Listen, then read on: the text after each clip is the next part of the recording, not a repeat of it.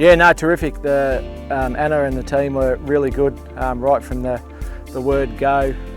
Very thorough and stepped me all the way through it because it was my first build of a shed, so I found them sensational.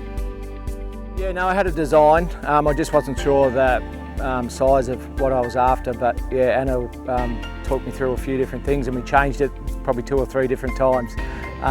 But she was really good, and yeah, we decided that the 9 metre was the way to go. I probably went around to 3, but I like to stay local.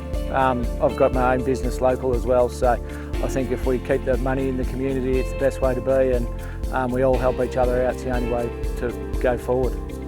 So I use the shed for my business, just to store some product inside it.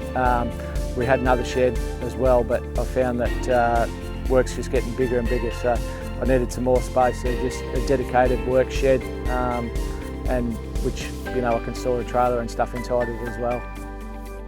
I've got a company to come in and build it. Some mates of mine went out by himself as carpenters, so it was one of their first jobs that they came out and did. So look, it was sensational that right from the start of the slab, the build, everything went very smoothly, and I couldn't ask for a better product.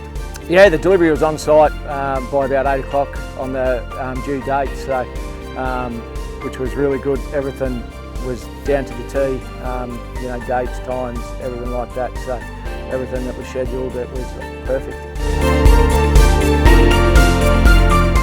Yeah, absolutely. No hesitation that I've got some other friends that are building, and I've certainly recommended it straight away. That with the team there and the pricing and everything like that, certainly I wouldn't hesitate to recommend it.